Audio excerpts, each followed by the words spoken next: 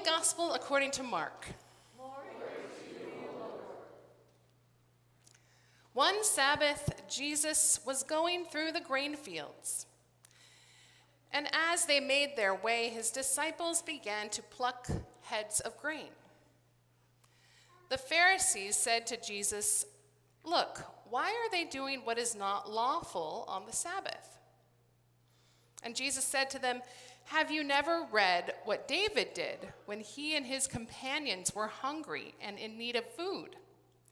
He entered the house of God when Abiathar was high priest and ate the bread of the presence, which is not lawful for any but the priest to eat. And he gave some to his companions." Then Jesus said to them, "The Sabbath was made for humankind, and not humankind for the Sabbath. So the Son of Humanity is Lord even of the Sabbath." Again, Jesus entered the synagogue, and a man was there who had a withered hand. They watched him to see whether he would cure him on the Sabbath, so that they might accuse him. And Jesus said to the man who had the withered hand, "Come forward."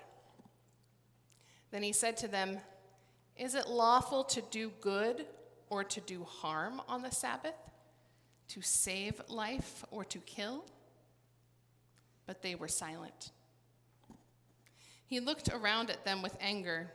He was grieved at their hardness of heart and said to the man, "Stretch out your hand." He stretched it out, and his hand was restored. The Pharisees went out and immediately conspired with the Herodians against him, how to destroy him. The Gospel of the Lord. Praise to you, O Christ. Well, hello, everybody. Thank you for having me here to preach today. I'm pretty sure you all know me by now, but I'm Pastor Chelsea Globe with Lutheran Campus Ministry at UW, which meets here at University Lutheran Church. We have just wrapped up another wonderful year of ministry here at University Lutheran and UW. And we have a special day here for us. We are honoring some of our graduates. I realized that I should have done this a couple weeks ago because this is the Sunday before finals, and a lot of students have to move out today or have finals that they are actively preparing for or taking. So we have not all of our graduates here today, but you know what? Lesson learned for the future. We did our own little blessing service that's similar to what we'll do today together a couple weeks ago. But we're so happy that some of our graduates could be here today for a little blessing with the congregation. We wanted to make sure that we could include you in that as well, because this congregation has been so important to their process. It's been a really wonderful year. We tried a couple of new things this year in campus ministry. We had our first retreat, overnight retreat. We went down to Hoquiam and Ocean Shores and worked with Sarin Lutheran Church and a farm run by the Episcopal Church, and did some work out on their farm that works with men transitioning from prison back home. And we played on the ocean and the beach, which was really fun. We started a weekly knitting and crochet group, which Stacy Scholes helped us to do as well. She showed up every week and helped students learn to crochet. And we did that down at Wesley Club, so partnered with our Methodist friends as they're a little bit closer to campus, and it was easier for students to drop in during the weekday. And that was really fun partnership in a lot of ways, too.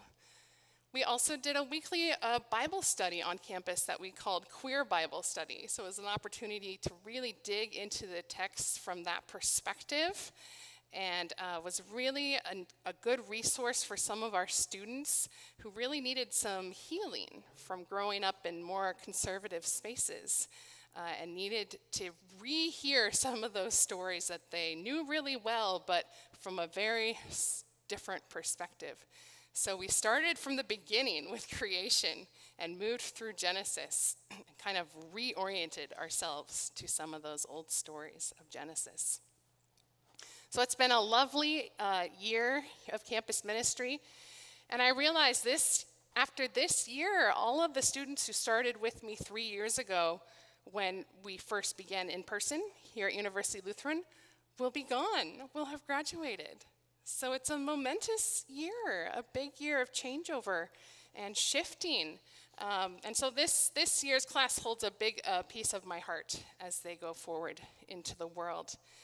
And last week, we looked at all the things we've done this year and did some assessing and talking about what we should do in the future. And one of the things they all said is more things with the congregation. That they love spending time with you and doing worship or service activities, but whatever it is that they really enjoy being present with you. So I appreciate you showing up to the things that we do together, and let's look for more ways to do that that aren't just 10 a.m. on a Sunday morning when they are asleep. Yeah. So today is a very special day. We are blessing graduates. We are also installing new council members, right? And committee leaders, yes. So it's a big day for blessing and lifting up leaders in the congregation. And I love that one of our readings in the lectionary today is the call of Samuel. Because while we are celebrating these things with names like graduation and church council and committees, what we are actually celebrating and lifting up today are callings. Samuel, I'll just do a little recap, is a boy who lives in the temple with the priest Eli.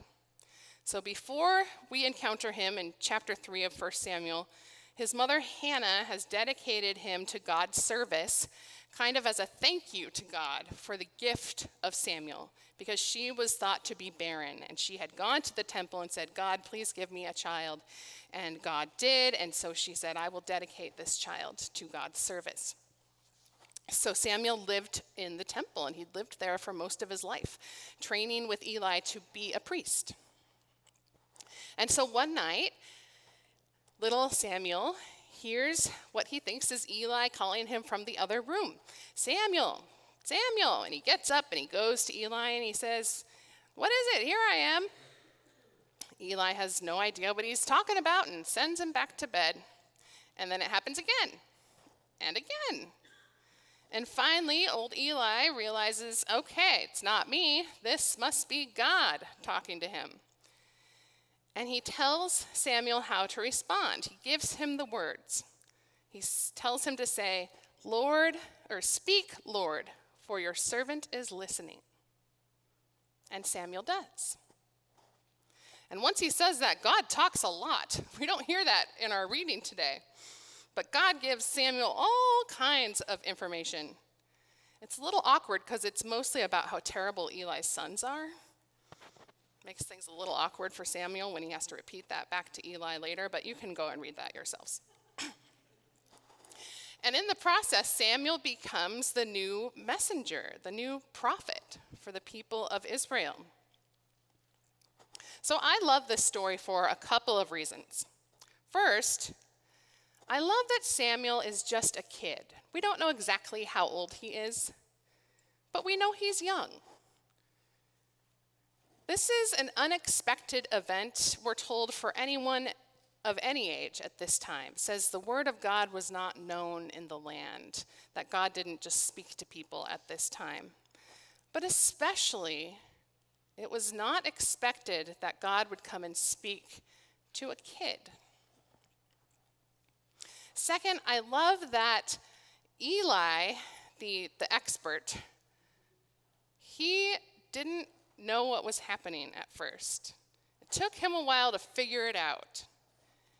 And I love that the call was not for him. The experts, the knowledgeable people, the usual people It shows us that they aren't always the ones who receive the call. And third, I love about this story is that even though Samuel didn't know what was happening, he was ready. He jumped up, ran over to Eli. Again and again, 3 times he did that. And then when Eli gave him the words to use, he did not hesitate to use them. He didn't know what was happening. He didn't know what to expect. But when he heard the call, he jumped up and ran after it. He listened, he learned, he followed, and he served. This is how calls from God work in our lives. In Lutheran theology, we talk about the idea of vocation. And vocation, when we hear it used outside of the church, it usually talks about our career, our work. But in the church, it's much, much more than that. It's not just our work or what we study or how we make money. Vocation is all of the various roles, talents, skills, and passions that we have in life. It is student, teacher, parent, grandparent, mentor, volunteer, employee, employer, knitter, council member, committee member, friend, child, artist, puzzle solver, baker, mediator, networker, on and on and on and on and on. These vocations are all calls from God, as the Spirit is calling us into how we live our lives in joy and service.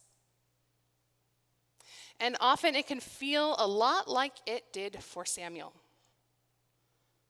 Whether that call is deciding what degree or career to pursue, whether to take a volunteer position, or how to handle a tough parenting moment as a parent or as a child. We might think, is this call really for me? As I'm sure Samuel did in that moment. Am I the right person to do this? Aren't I too young? Too old? Too inexperienced? Too dumb? Too scared? Too weak? Too tired? Too busy? Or maybe too important? Too accomplished? Too wrapped up in my own world? You know, we all use those excuses sometimes too. And sometimes maybe the thing that we're being asked to do is not the same as God's call.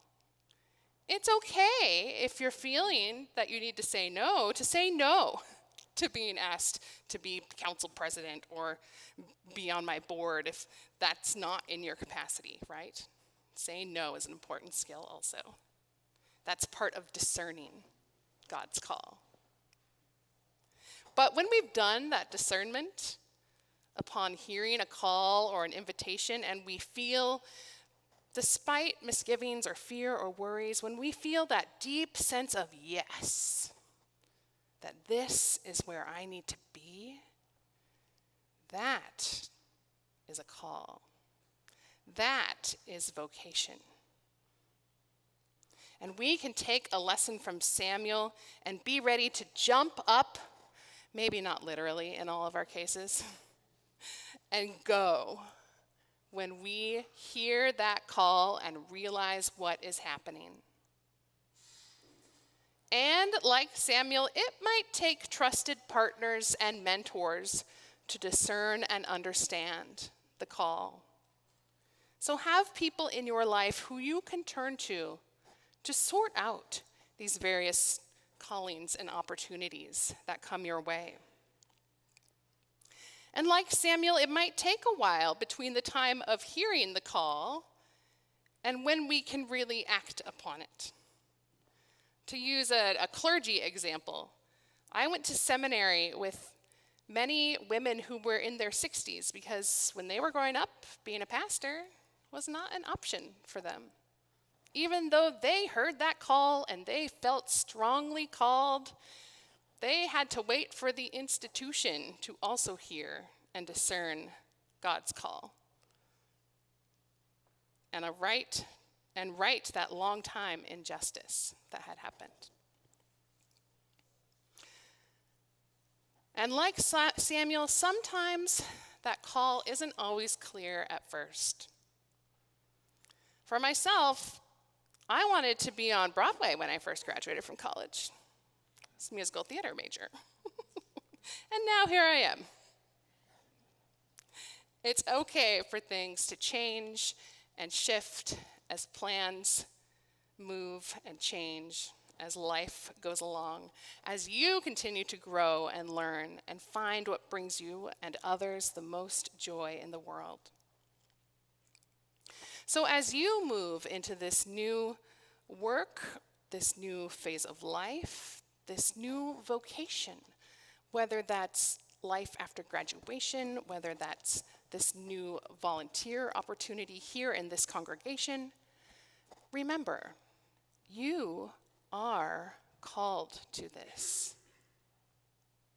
Yes, you, just as you are. Even if you don't know exactly what the next step is, or what the next year, or 2, or 5 look like, you are called. Our psalm today, Psalm 139, affirms God knows exactly who you are. Every little bit of you. And God knows exactly what they are doing in calling you to this place, in this time, in this way. All we have to do is be ready to jump in and say, "Speak, Lord, for your servant is listening." And then go out and serve the world in joy. Thanks be to God. Amen.